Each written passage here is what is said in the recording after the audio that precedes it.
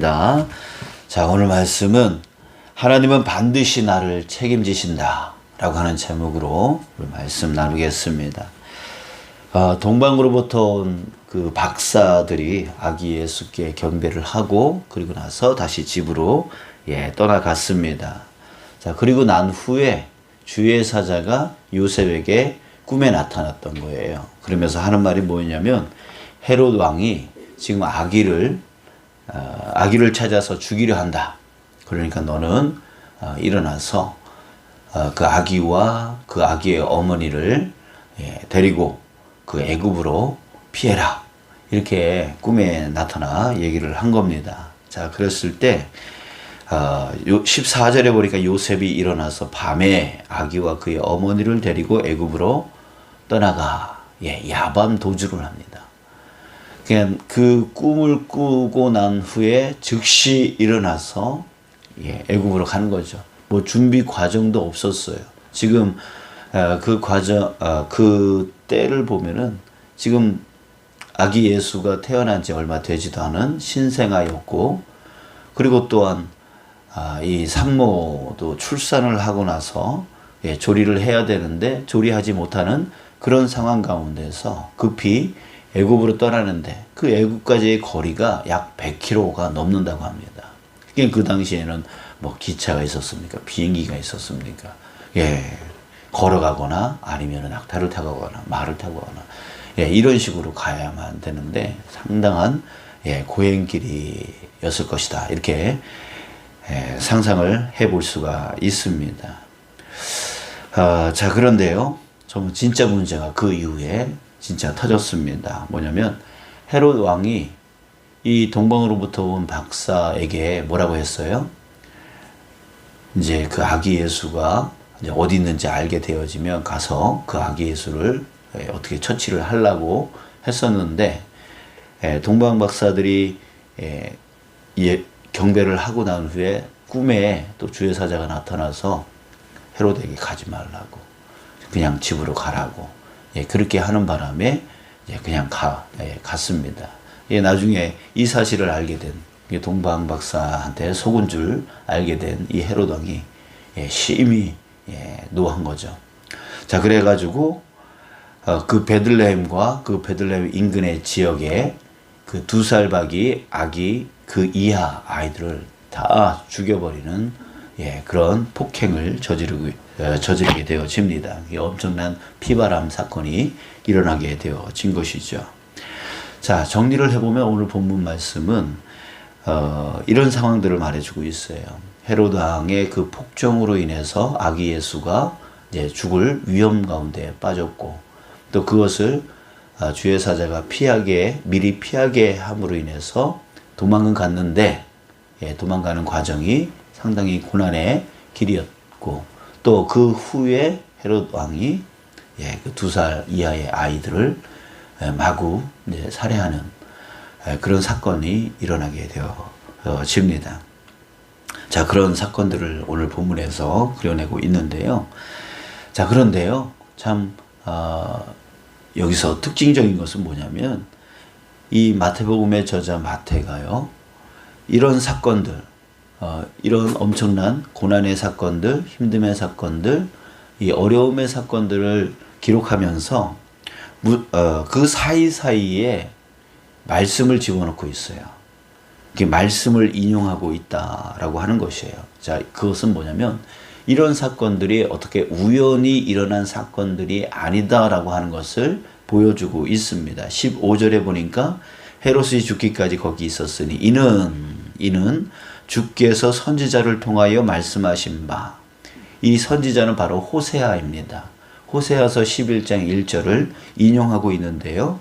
애굽으로부터 내 아들을 불렀다 함을 이루려 하심이라. 그러니까 말씀, 선지자를 통하여 예언했던 하나님의 그 말씀을 이루려고 애굽으로 피신하고 헤롯이 죽을 때까지 거기에 머물게 하다가 거기 애굽으로부터 아들을 불러냈다라고 하는 그 호세아서 11장 1절의 말씀을 이루려 하였다라고 하는 거죠. 그러니까 이것을 보면 하나님의 계획이었다라고 하는 것을 마태는 말해주고 있습니다.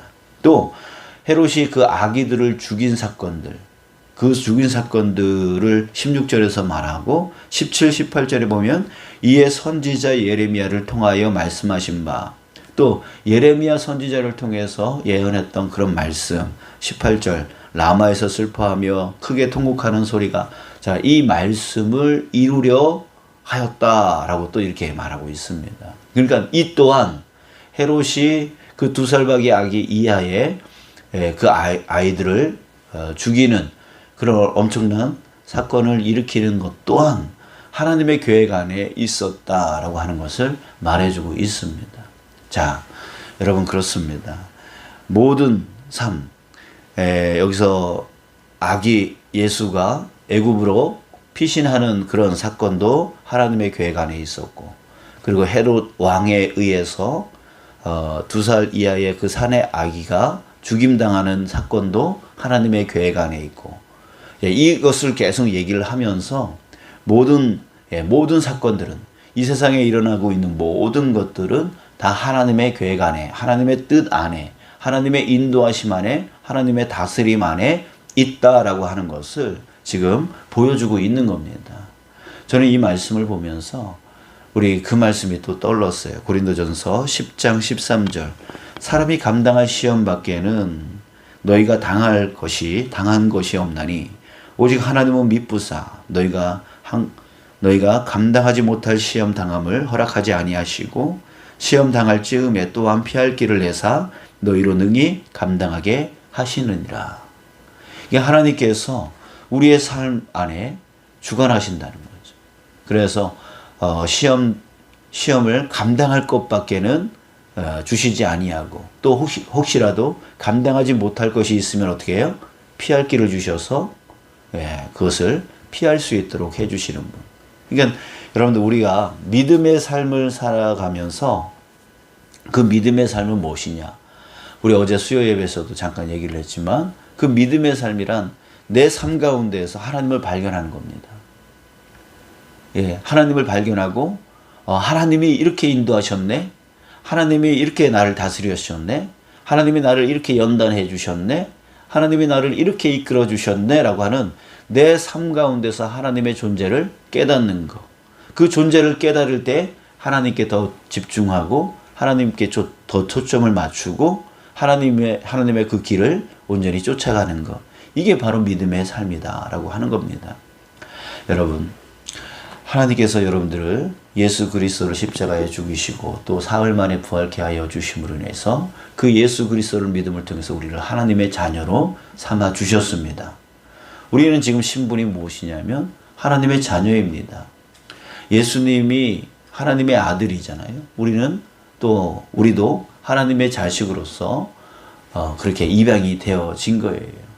그랬을 때 여러분들이 자식을 책임지듯이 항상 기억하고 또 기도하고 또 염려하고 걱정하고 또 도와줄 것이 없나라고 먼저 자식이 먼저 생각하는 것보다 자식보다 먼저 그 부모가 생각하잖아요. 그런 것처럼 하나님께서 우리를 자녀로 삼아 주셨을 때에 우리의 인생을 어떻게 하실 겁니까?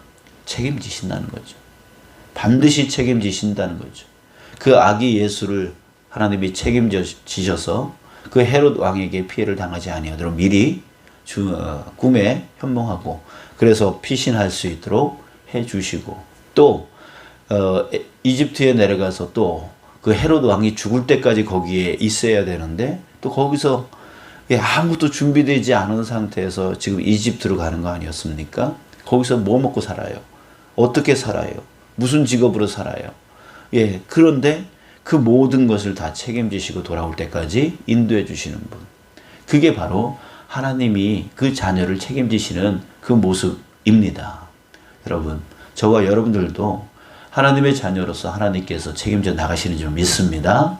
그러니 이제 우리의 눈이 그 하나님만 바라보면서 의지하면서 나아갈 때에 내 삶 그냥 우연히 일어나는 사건들이 아니라 하나님께서 나를 어떤 이유를 위해서 어떤 뜻 때문에 나를 이렇게 이끌어가고 계시는구나 라고 하는 그런 믿음으로 살아갈 때에 정말 주님께서 내 삶 가운데 어떻게 역사하시는지 그것을 깨달으며 우리는 은혜 가운데 살아갈 수 있다라고 하는 거예요. 사랑하는 여러분, 우리 하나님을 더욱더 바라보기를 주님의 이름으로 축복합니다. 그래서 내 삶이 그냥 나 혼자의 삶이 아니라 내 고난 가운데서도, 내 어려운 가운데서도, 내 힘든 가운데서도 주님께서 항상 역사하시고 책임져 주시고 이끌어가 주신다라는 거. 그러니까 내가 나한테 일어나고 있는 모든 일들은 우연의 일들이 아니라 하나님의 계획 안에 있다라고 하는 거. 여러분들 우리 그것을 항상 기억하시면서 주님만 바라보고 주님만 의지하여서 물 흐르듯이 주님 쫓아갈 수 있는 저와 여러분들 되어지길 축복합니다. 그 길이 정말 힘든 길이고 어려운 길이라 할지라도 그럼에도 불구하고 우리 주님 신뢰하면서 나아가는 저와 여러분들 되셨으면 좋겠어요. 그럴 때에 정말 그런 것 같아요. 믿음이란 정말 끝까지 기다리는 자가 그 믿음의 열매를 보게 되어지는 것 같아요. 그 기다리는 기간 동안에 뭘 어떻게 해야 될지 모르겠고 정말 너무나 힘들고 너무나 어려울지라도 그럼에도 불구하고 아무것도 안 해도 돼요. 그냥 하나님만 바라보고 기다리는 거죠. 기대하고 기다리는 거죠. 기도하며 기다리는 거죠. 그럴 때에 주님이 우리의 목자 되어주신 주님이시기 때문에 반드시 푸른 풀밭과 쉴만한 물가로 인도하시는 그 목자, 양을 위해서 이끌어 나가는 그 목자처럼 하나님께서 정말 기대하고 기다려 나가는 그런 하나님만 쳐다보고 살아가는 그런 자들에게 반드시 열매를 맺게 해 주실 줄 믿습니다. 여러분들 우리 그 믿음으로 끝까지 달려나가는 저와 여러분들 되어지길 축복합니다. 여러분들 오늘 이 새벽 또 남들 자고 있을 때에 주님 앞에 나왔는데 오늘 그냥 가지 마시고 정말 주님 앞에 나의 삶을 내어 맡깁니다. 주님께서 계획하시고 주님께서 인도하여 주시는 것을 온전히 바라보며 믿음으로 나아가는 저희 삶이 되어지게 하여 주시옵소서. 우리 간절한 마음으로 기도하고 주님과 함께 동행하여 나가는 마음의 평강함으로 오늘 하루도 살아갈 수 있는 여러분이 되어지기를 간절히 바랍니다. 기도하겠습니다.